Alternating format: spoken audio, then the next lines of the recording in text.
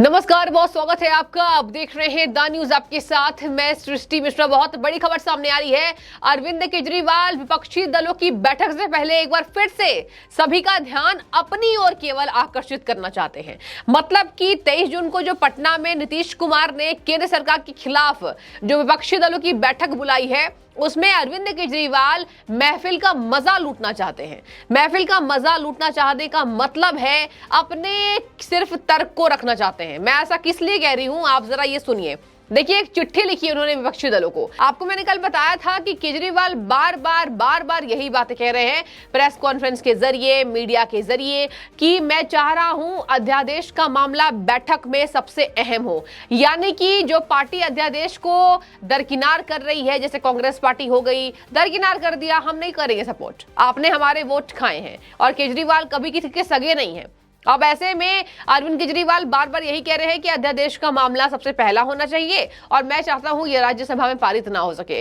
केंद्र यही काम करेगी। अब आज जो चिट्ठी लिखी है, जरा सुनिए इनके क्या शब्द हैं, चिट्ठी में इन्होंने क्या लिखा है और एक बार फिर से क्या करने की कोशिश की है।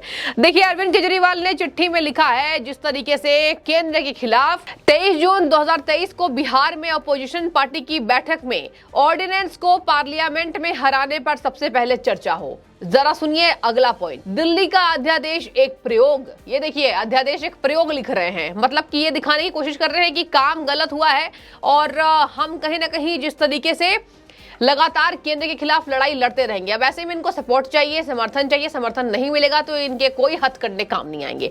आगे लिख रहे हैं, दिल्ली का अध्यादेश एक प्रयोग, ये सफल हुआ तो केंद्र सरकार नॉन बीजेपी राज्यों के लिए ऐसे ही अध्यादेश लाकर राज्य सरकार का अधिकार छीन लेगी। तीसरा पॉइंट सुनिए, वह दिन दूर नहीं जब पीएम 23 राज्यपालों और एलजी के माध्यम से सभी सरकारें चलाएंगे।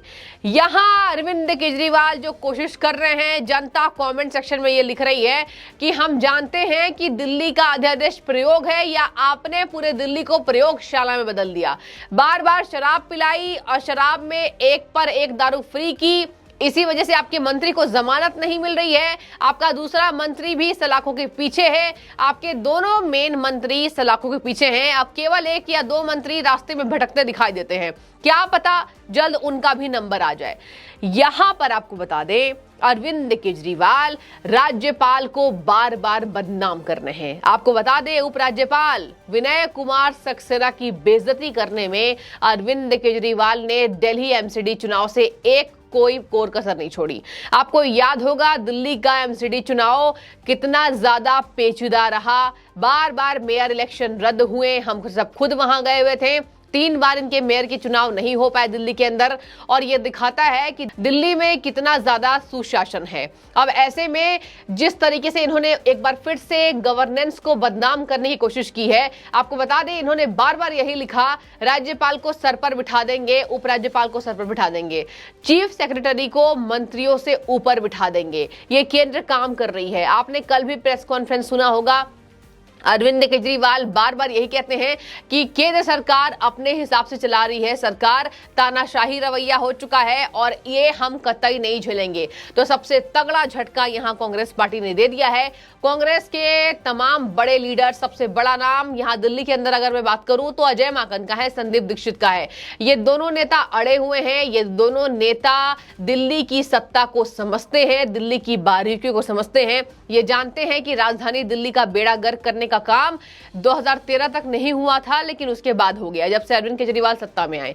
अरविंद केजरीवाल की सत्ता में आने के बाद शराब कांड, हवाला कांड, शीश महल पर खुलासे, इनके कल आपको बता दें जिस तरीके से अधिकारियों को चिट्ठी लिखी गई और 15 दिनों के भीतर तलब किया गया है, जवाब मांगा गया है पीडब्ल्यूडी के 7 अधिकारियों को, और यही दिखाता है कि इनके अधिकारी की भी बुरी मिलीभगत होती है।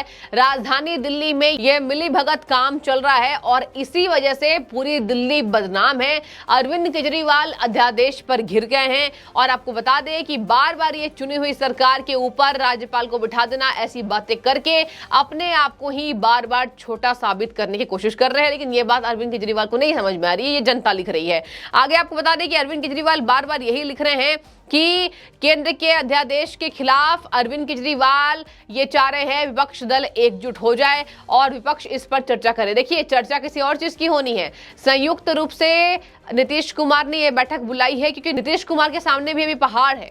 पहाड़ में इसलिए कह रही हूं, यहां केंद्र के खिलाफ नीतीश कुमार भी खड़े हो गए हैं। नीतीश कुमार के पास सहारा अभी नहीं दिखाई दे रहा है। इनके बिहार की राजनीति खुद चरमराई हुई है। अब इनके समाधान यात्रा को व्यवधान बताया जा रहा है। तो एक हो गए नीतीश कुमार, दूसरे हो गए अरविंद केजरीवाल। नीतीश कुमार की भी तो मजबूरी है। चलिए आपको बता दें, आरजेडी के साथ गठबंधन कर लिया। अभी इनके महागठबंधन का जो शोर है वो अब कम होता दिखाई दे रहा है। बार बार प्रशांत किशोर इन पर धावा बोलते हैं और उसी नीतीश कुमार की बुलाए बैठक को अरविंद केजरीवाल एक संयोग के तौर पर ले रहे हैं और कह रहे हैं कि इस पर प्रयोग दिल्ली में केंद्र सरकार कर रही है, जबकि ऐसा नहीं है। केंद्र के द्वारा ऐसा कोई काम अब तक नहीं किया गया है जो ऐसा लगे कि दिल्ली में केंद्र टांग अड़ा रही है। आपको बता दें, इन्होंने रातों रात विजिलेंस की फाइलें गायब कराई हैं, विजिलेंस की टीम का तबादला किया और ये शीश महल से जुड़ी हुई इनकी फाइलें थी। इनके 2 मंत्री अंदर हैं, जमानत नहीं मिल पा रही है। आप तक सच्चाई पहुंचनी इसलिए जरूरी है क्योंकि बार बार अरविंद केजरीवाल पर्दा डालने की कोशिश कर रहे हैं। अरविंद केजरीवाल ने अब तक प्रेस कॉन्फ्रेंस में एक बार भी ये बातें नहीं कही कि हाँ हमने दिल्ली में शराब पिलाई है, हाँ हमने तमाम घरों को उजाड़ा है, हाँ हमने शीश महल पर इतने पैसे से रेनोवेशन कराया है, अवैध पेड़ों की कटाई की है, बिना टेंडर पास के हमने अवैध तरीके से शीश महल को चमकाया है। यही अरविंद केजरीवाल आम आदमी का चोला पहनकर आए हैं।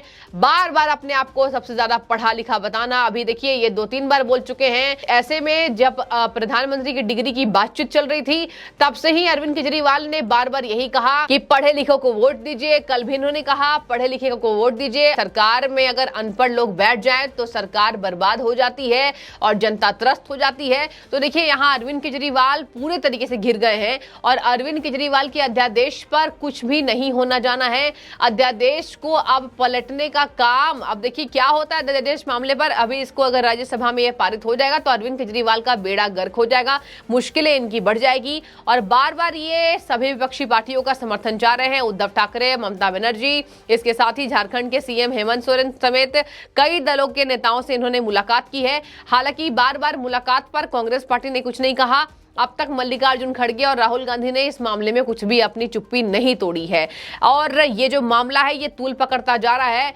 अरविंद केजरीवाल जिस राज्य के मुख्यमंत्री नहीं भी जानते हैं उनसे भी ये समय मांग रहे हैं, उन तक भी ये खबर पहुंचा रहे हैं कि ये देखिए अध्यादेश आ गया, आपके राज्य में ना हो जाए। और इनका ये बातें कहना, 23 राज्यों में अब राज्यपाल सरकार चलाएंगे, नॉन बीजेपी शासित राज्यों में ये कहीं ना कहीं अध्यादेश आ सकता है। तो केजरीवाल एक झूठ भी कहीं ना कहीं आपको बता दें बताने की कोशिश कर रहे हैं, बोलने की कोशिश कर रहे हैं।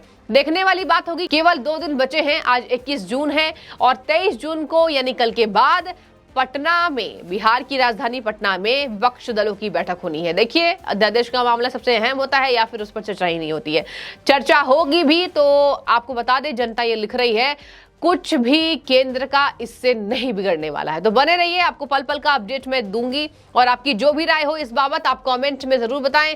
अध्यादेश के मामले में ये जो चिट्ठी लिखी है अरविंद केजरीवाल ने, आपकी इसमें क्या राय है आप जरूर बताएं। बहुत शुक्रिया द न्यूज से जुड़ने के लिए।